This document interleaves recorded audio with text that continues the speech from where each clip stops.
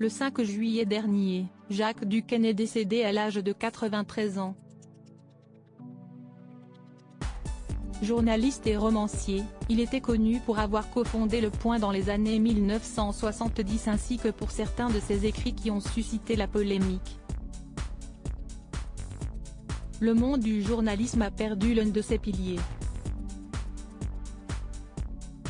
Le 5 juillet, Jacques Duquesne est décédé à l'âge de 93 ans. Né à Dunkerque en 1930, il était journaliste, catholique engagé et romancier. Siesti en 1957, après avoir été diplômé de Sciences Po, il a commencé à se faire connaître en rejoignant la Croix.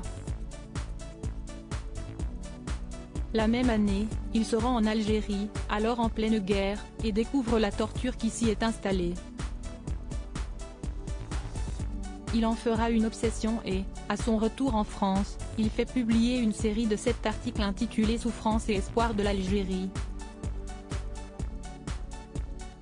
Ces écrits qui dénoncent les tortures et exactions commises par l'armée française suscitent alors la polémique. À tel point qu'un janvier 1958, le journal La Croix est interdit de vente en Algérie. Quant à Jacques Duquesne, il fait l'objet de lettres d'injures et de menaces. Après La Croix, le journaliste opère un passage à Panorama Chrétien, puis à l'Express où il est rédacteur en chef de 1967 à 1971. Mais en 1972, il opère un tournant en contribuant au lancement du Point. Il y devient ensuite rédacteur en chef, puis directeur adjoint de la rédaction avant d'en être le président-directeur général de 1985 à 1990. Écrivain reconnu, Jacques Duquesne était en parallèle un écrivain reconnu. En 1983, il recevait même le prix Interallié pour son roman Maria Vandamme, lequel a plus tard été porté à l'écran avec Catherine Courage, 1990 ou encore la saga Les Héritières dans les années 2000. Il s'est également épanché sur sa foi et sur le christianisme en général à travers plusieurs ouvrages, dont Jésus, 1994, qui avait là encore fait jaser.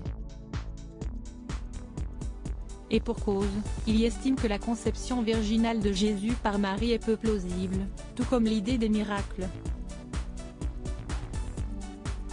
Ce sont tout de même 150 000 exemplaires qui se vendent à l'époque.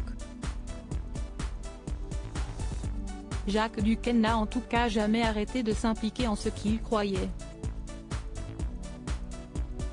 Jusqu'en 2020 par exemple, il présidait l'Association pour le soutien des principes de la démocratie humaniste, propriétaire du groupe Ouest France.